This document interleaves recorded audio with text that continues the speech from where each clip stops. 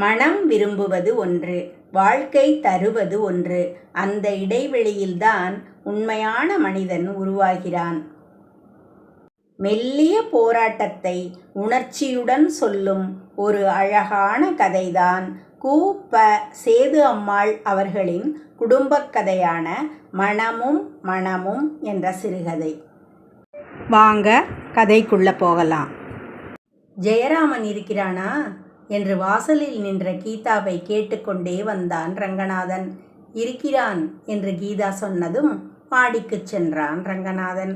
பத்திரிகையை படித்துக்கொண்டு அங்கே உட்கார்ந்திருந்த ஜெயராமனிடம் நெருங்கி அவன் கையில் இருந்த பத்திரிகையை எடுத்துக்கொண்டு ஜோபியில் இருந்த கடிதத்தை எடுத்து அவனிடம் கொடுத்தான். கடித உரையை ஒரு தரத்துக்கு 2 தரமாக திருப்பி பார்த்தான் ஜெயராமன். ரேவதியின் கையெழுத்து. ரங்கநாதன் விலாசத்துக்கு எழுதுவானேன் என்று கலவரத்துடன் கடிதத்தை உடைத்து பார்த்தான். கடிதத்தின் மீது இன்னொரு முறை ஏறி இறங்கியது அவன் பார்வை. முகம் பொலிவிழந்து சுண்டி விட்டதை கண்ட ரங்கநாதன், என்ன எழுதியிருக்கிறாள் என்று கேட்டான். கடிதத்தை நண்பன் கையில் கொடுத்துவிட்டு சிந்தனையில் ஆழ்ந்தான் ஜெயராமன். கடிதத்தின் வாசகத்தை எழுதிய ரேவதியின் எழில் உருவம் அவன் கண் முன் நின்றது. கடிதத்தை படித்து முடித்த ரங்கநாதன், வீட்டு விலாசத்துக்கு எழுதினால் உன் தாயார் கையில் அகப்படக்கூடும், அகப்பட்டால் உனக்கு கிடைக்காது என்றுதான் என் விலாசத்துக்கு எழுதியிருக்கிறாள். இப்பொழுது என்ன செய்ய போகிறாய் ஜெயராம்? இனிமேல்தான் யோசிக்க வேண்டும். எனக்கு தோன்றிய யோசனையை சொல்லிவிட்டு போகிறேன். அதையும் ஆலோசனை பண்ணி முடிவு செய். அம்மாவிடம் நயமாக கேட்டுப்பார். சம்மதிக்கவில்லையானால் இருக்கவே இருக்கிறது பதிவு திருமணம். கொஞ்சம் நாள் போனால் தன்னாலே சரியாக வந்து விடுவார்கள். நான் வரட்டுமா? அவசர வேலை கொஞ்சம் இருக்கிறது, மாலையில் சந்திப்போம் என்று கூறிவிட்டு நண்பனிடம் விடைபெற்று சென்றான் ரங்கநாதன். சாய்மானத்தில் சாய்ந்து கொண்டு யோசனையில் ஆழ்ந்தான் ஜெயராமன். ஏண்டா, விடுமுறை நாளானால் காலாகாலத்தில் சாப்பிடக்கூடாதா என்று கேட்டவாறு அங்கே வந்தாள் அவன் அம்மா ஜானகி அம்மாள். பிள்ளை எங்கேயோ நிலைத்த நினைவில் தான் சொன்னதை காதில் வாங்காமல் இருந்ததைக் கண்டு, ஏன் இப்படி பிரம்மமாக உட்கார்ந்திருக்கிறாய் என்று அருகில் வந்து கேட்டாள். அவன் கையில் கடிதம் இருப்பதைக் கண்டு, யாருடைய கடிதாசி என்று அதை கையில் எடுத்தாள். ரேவதி எழுதியிருக்கிறாள் என்று சொன்னான் ஜெயராமன். கடிதம் முழுவதையும் படித்துவிட்டு, நன்றாக இருக்கிறது என்று கடிதத்தை அவன் மடியில் போட்டாள் ஜானகி அம்மாள். எது நன்றாக இருக்கிறது என்கிறாய்? அவர்களுடைய கேவலமான பிழைப்பத்தான் சொல்கிறேன். அவர்கள் பிழைப்பு கிடந்து விட்டு போகட்டும். ரேவதி விஷயமாக உன் அபிப்பிராயம் என்ன? எதுக்கு? உனக்கு அவளை கல்யாணம் பண்ணிக்கவா? ஏன் கூடாதா? ஐயோ போதுமடாப்பா, உங்கள் அத்தைகள் வகையரா சம்பந்தமே நமக்கு வேண்டாம் வேண்டாம். காரணம்? அதெல்லாம் வெளிப்படையாக சொல்லப்படாது. நான் பொல்லாதவள். என் பிள்ளைக்கு வாழ்க்கைப்பட்டு இந்த உதவாக்கரை சமாசாரங்களையும் மனஸ்தாபங்களையும் தூர விலக்கிவிட்டு மனுஷத்தனமாக நடந்து கொண்டால் எல்லாருக்கும் நல்லது. இந்த உபதேசத்தை உன் அத்தைக்கு போய் பண்ணு. அவள் யதார்த்தவாதி. அதனால் அவளை கண்டால் உனக்கு பிடிக்காது. அது இப்பொழுதைய சமாசாரத்துக்கு பிரதானமில்லை. பெண் நல்ல மாதிரி என் மனசுக்கு பிடித்திருக்கிறது. ஏண்டா வர வர உன் புத்தி இப்படி? வெற்றிலை பொட்டலத்துடன் அங்கே வந்த வரதையர், என்ன என்ன சமாச்சாரம் என்று விசாரித்தார். ஒன்றுமில்லை, உங்கள் மருமகள் ரேவதி கடுதாசி எழுதியிருக்கிறாள். என்ன? ரேவதியின் படிப்புக்காக அவள் தகப்பனார் அனந்தகிருஷ்ணயரிடம் நிலத்தை அடமானம் வைத்து பணம் வாங்கினாராம். அது இப்பொழுது வட்டிக்கு மேல் வட்டியாக வளர்ந்து சொத்தின் பெருமானத்துக்கு மேலே போய்விட்டதாம். நிலத்தை வாங்குவார் இல்லை, பணம் கொடுக்க முடியவில்லை. அனந்தகிருஷ்ணயரிடம் வந்து உம் பொன்னை கொடு என்கிறாராம். அட பாவமே! பாவமாவது புண்ணியமாவது தன் ஸ்திதி தெரியாமல் நிலத்தை வைத்து அப்படியாவது படிக்க வைக்காவிட்டால் என்ன? அதையெல்லாம் நாம் எதற்கு இப்பொழுது கேட்க வேண்டும்? முழுக்க கேளுங்கள். நம் குழந்தைக்கு அவளை கல்யாணம் பண்ணிக்கொள்ள வேணுமென்று இருக்கு. அது அவன் பாடு, உன் பாடு, அவர்கள் பாடு. ஆனால் ஒன்று நிச்சயம், பணம் இல்லாவிட்டால் பெண்ணை கொடு என்கிற அந்த கிழக்கோட்டானுக்கு அந்த குழந்தையை பலி கொடுக்க முடியாது. என் வயிற்றில் பிறந்தால் என்ன, என் தங்கை வயிற்றில் பிறந்தால் என்ன என்று மனம் குமுறினார் வரதையர். சொல்லுவது புரியவே இல்லை எனக்கு என்று விழித்தாள் ஜானகி அம்மாள். புரியும்படியாக சொல்லுகிறேன். அந்த 4000 ரூபாய் சொச்சத்தை கொடுத்து கடனை ஒரு மாதிரி அடைத்து. அவர் வார்த்தையை முடிக்கும் முன்பே ஜானகி அம்மாள் ஆத்திரம் பொங்க, அதை திருப்பி அவர்களிடமிருந்து எப்படி வாங்குவது என்று கடுமையாக சீறினாள். அந்த யோசனை இருக்கட்டும், அப்புறம் எக்கேடும் கெட்டு ஒழியுங்கள், வீடு உருப்படப் போறதில்லை என்று இறைந்துவிட்டு கோபாவேசத்துடன் கீழே சென்றாள் ஜானகி அம்மாள். அவள் அங்கிருந்து நகர்ந்ததும் பரதையர் மகனிடம் வந்து, என்னடா அது, கடிதத்தை இங்கே கொண்டு வா பார்க்கலாம் என்று கடிதத்தை வாங்கி படித்துவிட்டு சிறிது நேரம் யோசனையில் ஆழ்ந்தார். சரி, உங்க அம்மா குணம் தெரிந்ததுதான். வாயால் லொடலொடவென்று வார்த்தைகளை கொட்டி விடுவாளே தவிர மனதில் ஒன்றும் களங்கம் கிடையாது. அதனாலே ஒன்று செய் என்று கூறிவிட்டு கொஞ்ச நேரம் யோசனையில் ஆழ்ந்தார். என்ன என்பது போல ஆச்சரியத்துடன் பார்த்தான் ஜெயராமன். இன்றைக்கு என்ன தேதி? 17.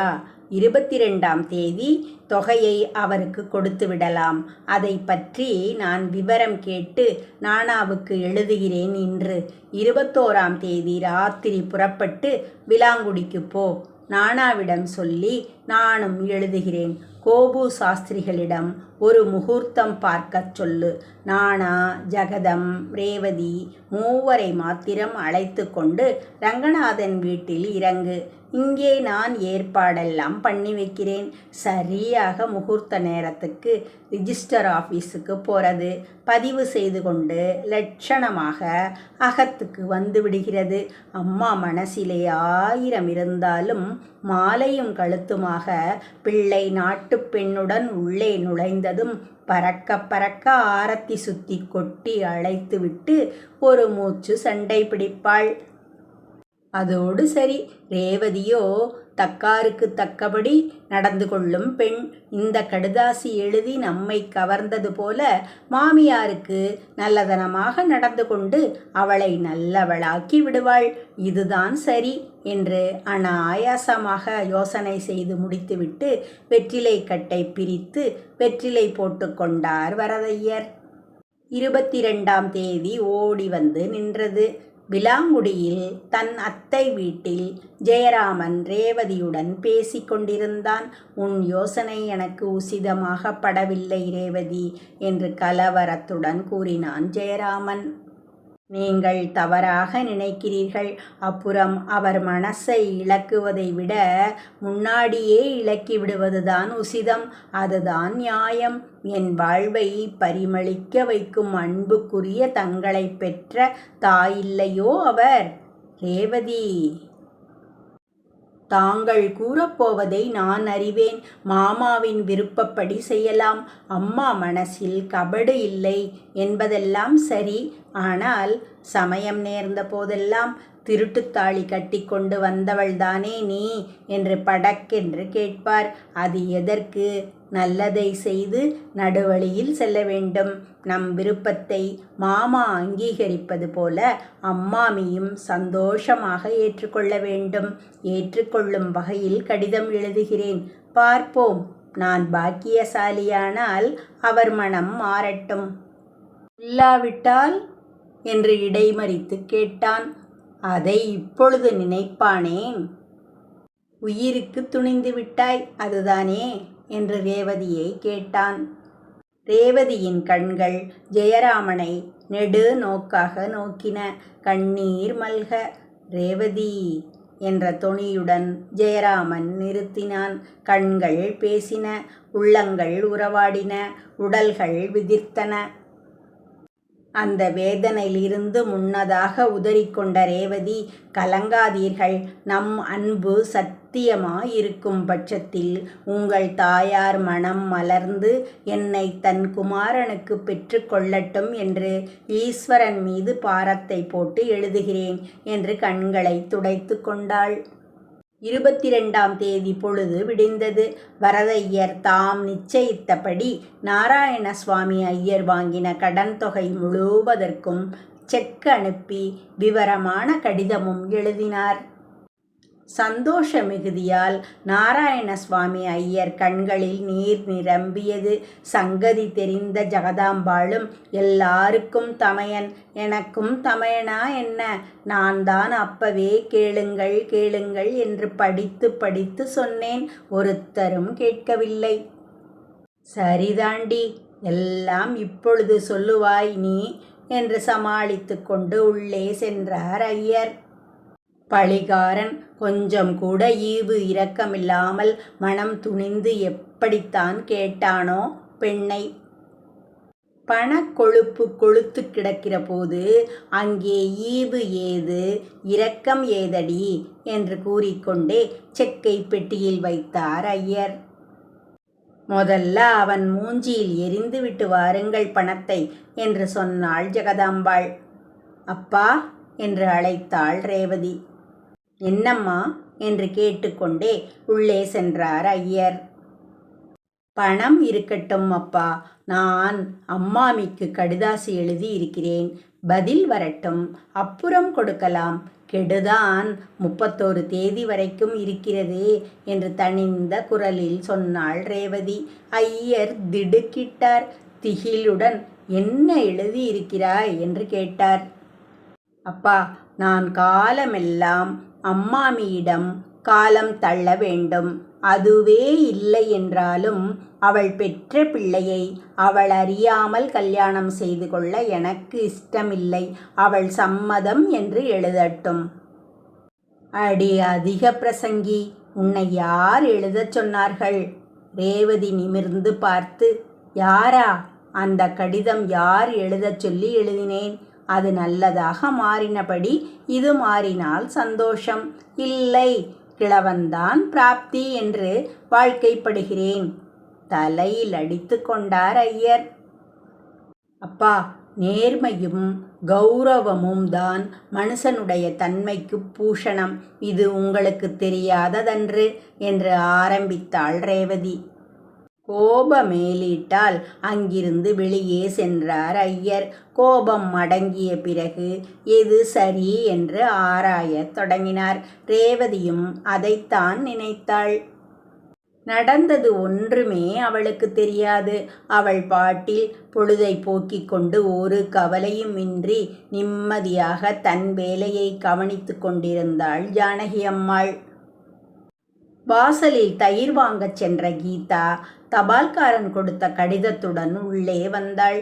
பிரித்து படித்துவிட்டு சந்தோஷத்தால் குரல் தழுத்தழுக்க, அம்மா, ரேவதி உனக்கு கடிதம் எழுதியிருக்கிறாள் என்று சொன்னாள். கவலை இல்லாமல் காரா பூந்தியை மென்று கொண்டு, என்னவாம், படி பார்ப்போம் என்றாள் ஜானகி அம்மாள். அம்மாமி அவர்களுக்கு அநேக நமஸ்காரம். நான் அம்மாஞ்சிக்கு எழுதிய கடிதத்தை நீங்கள் மாமா எல்லோரும் பார்த்து யோசித்தீர்கள் என்றும் என்னை மருமகளாக ஏற்பதில் தாங்கள் சம்மதப்படவில்லை என்றும் தெரிகிறது. நான் தங்களிடம் 4 வருஷங்களாக இருந்து பழகி இருக்கிறேன்.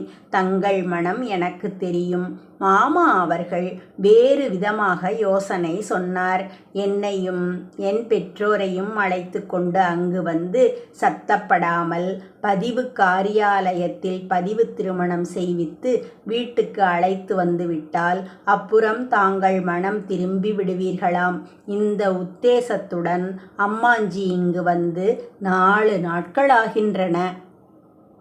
அம்மாமி, நான் கைப்பிடிக்கப் போகும் கணவன் தங்கள் மகன். அவரை பெற்ற தாய் தாங்கள். தாங்கள் அறியாமல் தங்கள் குமாரனை மணக்க நான் இஷ்டப்படவில்லை. இஷ்டப்பட்டாலும் அது தர்மமன்று. மாமி, அவர்கள் சொல்வது ஒரு வகையில் நியாயமாக இருந்தாலும் நான் அதை விரும்பவில்லை. தங்கள் விருப்பத்துக்கு மாறாக தங்கள் குமாரனை மணந்து நான் அடையும் சந்தோஷத்தை விட ஏற்கனவே நிச்சயிக்கப்பட்ட இடத்தில் வாழ்க்கைப்பட்டு பெற்றோர்களுடைய கௌரவத்தை நிலைநிறுத்திவிட்டு வாழ்விலிருந்து தப்பிச் சென்று விடுவேன்.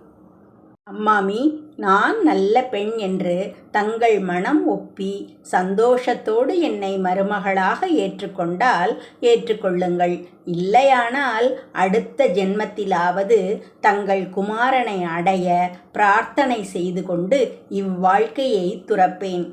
இது என் அபிலாசை. நமஸ்காரம். ரேவதி. கண்ணீர் மல்க அந்த கடிதத்தை படித்து முடித்துவிட்டு தலை நிமிர்ந்தாள் கீதா.